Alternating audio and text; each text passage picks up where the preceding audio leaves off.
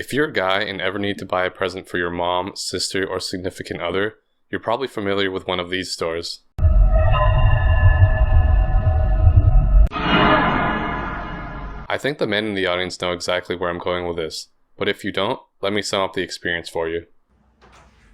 You enter the store and are immediately greeted by an overly cheerful woman in her 30s or an extremely flamboyant homosexual. They begin taking you around the store, showing you their products, explaining what soap is like you've never taken a shower in your life. The whole experience feels like a fever dream as you're guided from one station to the next, getting samples rubbed onto your skin and told to smell different soaps, while seeing colors you've never seen before in your life. When you finally start to regain consciousness, you've arrived at the final station. It's at this point you realize how expensive everything is here, and you're starting to panic. You need to make up an excuse to leave the store, but before you have the time to act, they ask you if you want to see a demonstration. You say, okay, hoping they'll just put some lotion on you and leave you alone. But then, this happens.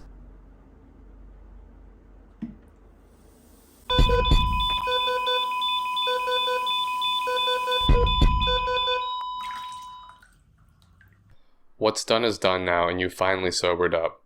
But you can't just walk out of the store after all the time and money they spent on you, right? So you buy the cheapest thing in the store and go home. But what if I told you you were scammed? See, one Christmas I was getting gifts again and recalled this experience. And since there was no stores like that where I was living at the time, I thought, hey, why not just make them myself? How hard can they be? And what I found out was shocking. There were several videos of literal children making this. And no, not in some factory in China, but at home with their parents, making this as some kind of science experiment. The best part about this was most of the ingredients are readily available, that is, with the exception of one, citric acid.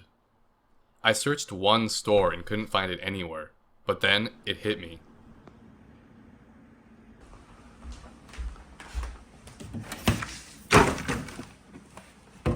Citric acid is an extremely common ingredient in several beverages, and from what I've seen online, it comes in a powdered form, so I bought the most citrus kinds and got to work.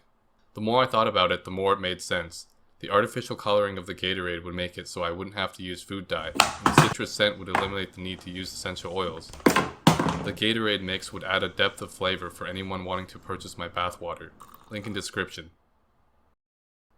I couldn't find a spherical mold, but I did manage to find this at the dollar store, which I can use with a little bit of work. I feel like one of those YouTube kids videos. Hello little 2-year-olds, today we'll be forming your first core memories while learning about numbers and colors at the same time. I hope you enjoy. Red. Blue. Green.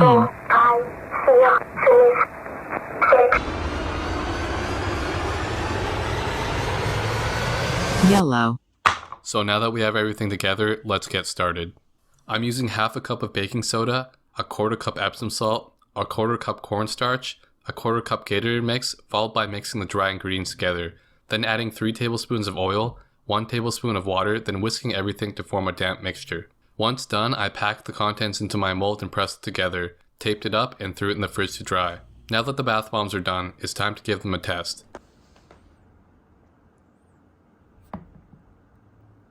And they didn't work.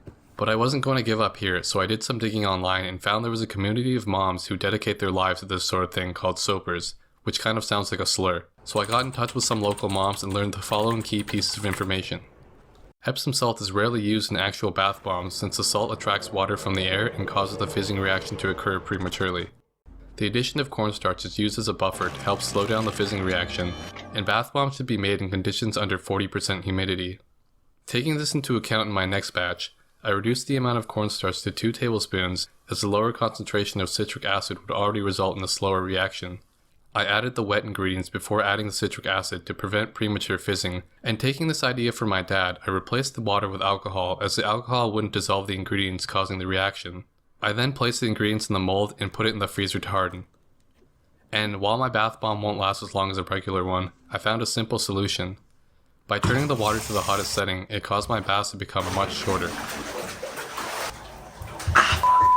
And I was pretty confident this time around, so I got straight into the bath and tested it out.